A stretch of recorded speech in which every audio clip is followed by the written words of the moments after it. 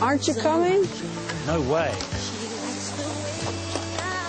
This is a big secret. I never saw anybody in my giving tree. Okay, I'll try.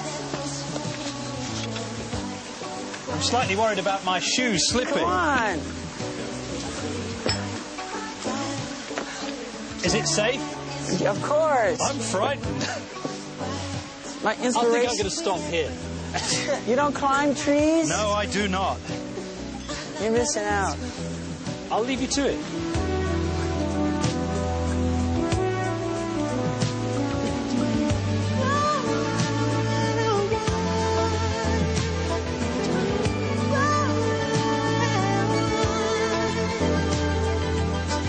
Looking out across the morning, the city's heart begins to beat. I love climbing trees. I think it's my favorite thing. Having water balloon fights and climbing trees. I think that those two are my favorite.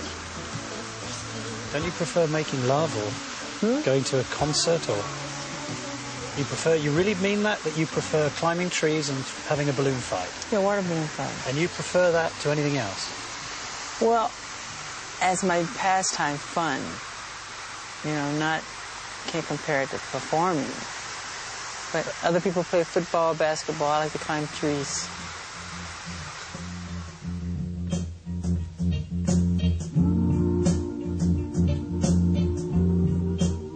So how had this singing and dancing genius arrived in the surreal place that is his life today? I started to look for answers back at the beginning.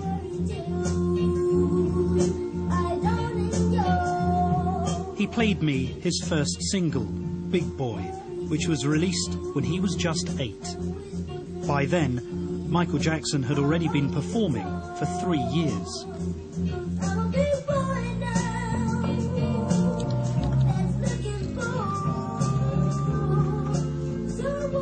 Do you remember when you first discovered that you had a special musical talent?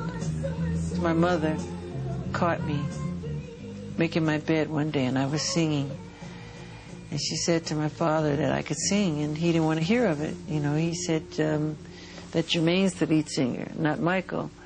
My mother said, Joe, you really should hear him sing.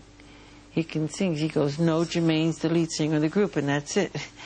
She forced him to listen to me, and once he listened to me, from that moment on, I was the lead singer of the group.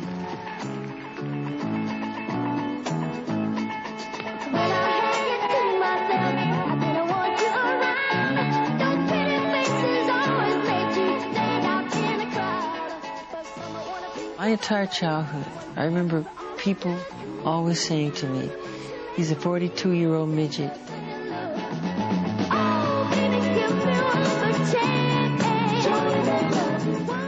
At first I didn't understand, but what they meant was the way I, moved on stage and the way I sang, like you say, the inflections or whatever. Did somebody teach you to do that? No, you can't teach that. You can't teach it. It has to come from inside. It's a gift, you know.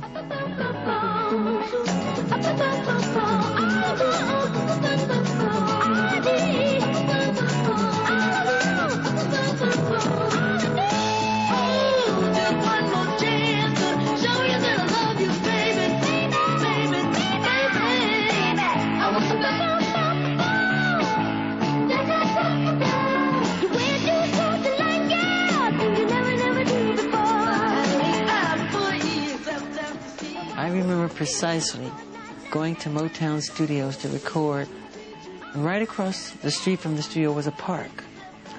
And I could hear the roar of the Little League team, and they were playing soccer and football and volleyball, and they were playing baseball.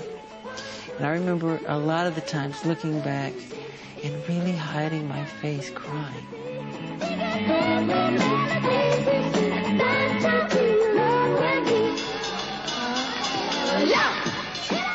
I wanted to play sometime, and I couldn't, I had to go. Why couldn't? I had to go to the studio. Show me what you can do. Shake it, baby. Come on, lick it, baby. Ooh, ooh. 1, 2, 3, baby. ABC, baby. Do, re, mi, baby. Hey! you would be practicing, you were very heavily disciplined by your father. What was that like?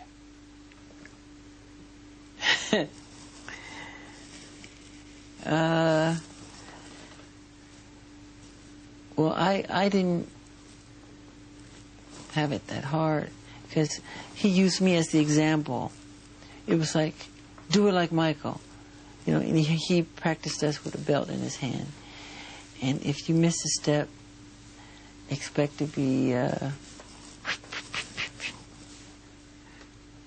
Just let me go back. You just said that you would practice the dance steps and your father would be holding a belt in his hand. Is that what you just said? Yes. And he would tear you up if you missed. And so we, not only were we practicing, we were nervous rehearsing because he sat in the chair and he had this belt in his hand. And if you didn't do it the right way, he would tear you up, really get you. And I got it a lot of times, but I think my brother Marlon got it the most because he had a hard time at first. And he tried so hard. And it was always, do it like Michael, do it like Michael, you know. But the others were very nervous, and I was nervous too, you know, because he was tough. How often would he beat you? Too much. Would he only use a belt?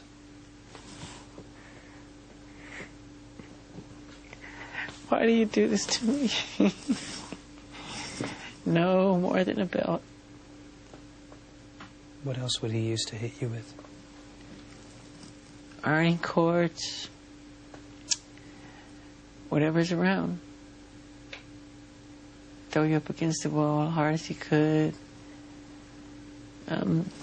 See, it's one thing to... But you were only a child. I know. You were a baby. I know. It's one thing to discipline. And you were producing successful records. I know. He would lose his temper. I just remember hearing my mother scream, Joe, you're going to kill him, you're going to kill him, stop it, you're going to kill him, you know, and I was so fast, you know, he couldn't catch me half the time, but when he would catch me, oh my God, it was bad. It was really bad. I looked up at the screen and couldn't help wondering what effect this violence had on young Michael.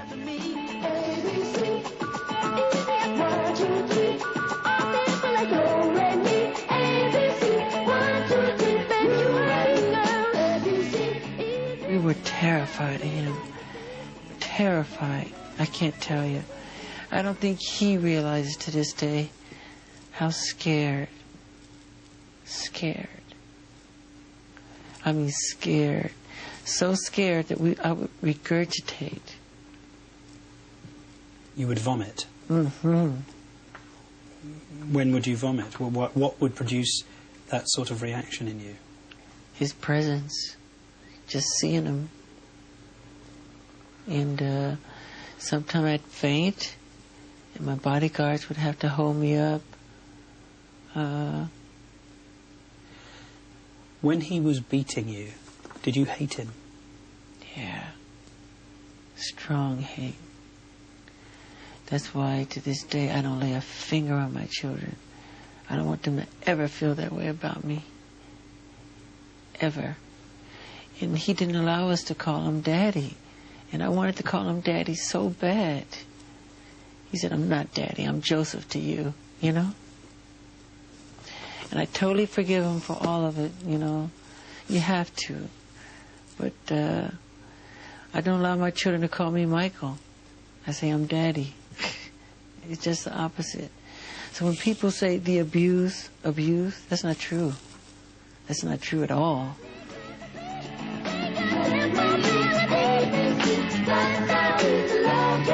ABC, girl!